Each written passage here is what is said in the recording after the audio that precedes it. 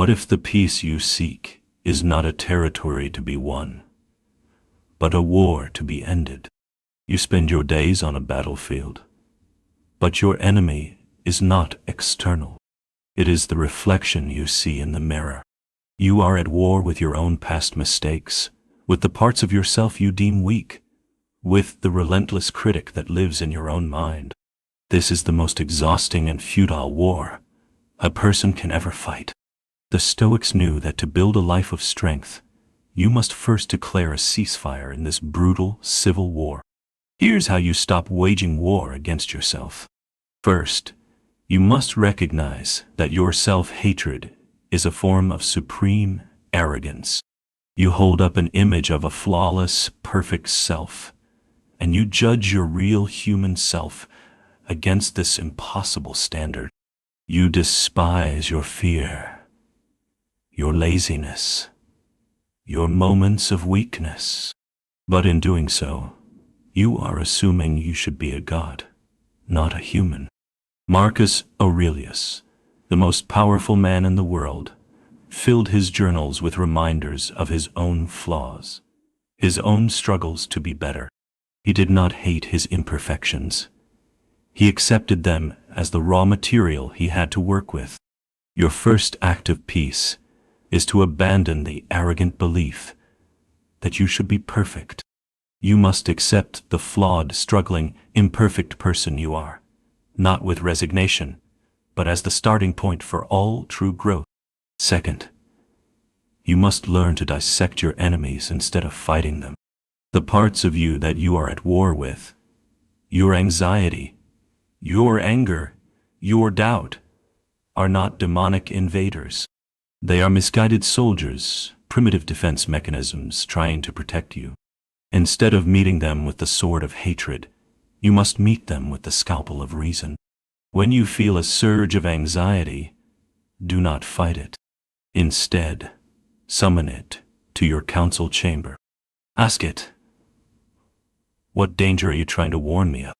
Is this danger real, or a projection of a past fear? When you feel the sting of shame for a past mistake, you must ask, is this feeling productive, or is it merely a chain holding me to a moment I can no longer control? You must become a calm, curious commander, understanding the motivations of your own troops instead of simply punishing them for their perceived mutiny. Third, you must sign a peace treaty with your past. The war against yourself is often a war against your own history. You are haunted by the ghosts of your failures, and you allow them to define your present. This is a war you can never win, because you cannot change what has already been written. The Stoic path is to declare that war over. You must apply the unyielding logic of the dichotomy of control. The past is external to your present will.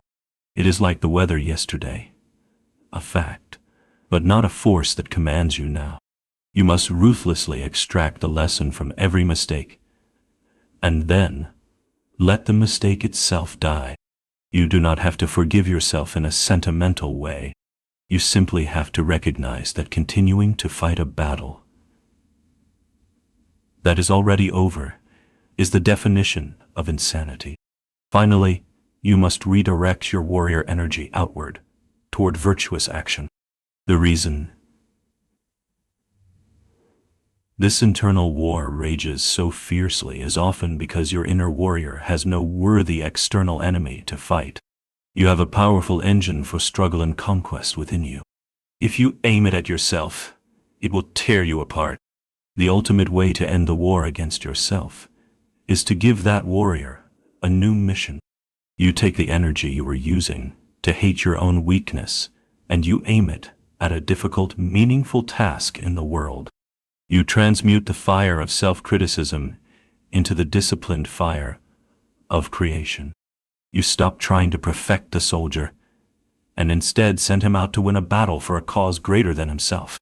Peace is not the absence of struggle. It is the redirection of struggle. Stop fighting the civil war. There is a world that needs the strength you have been wasting on yourself.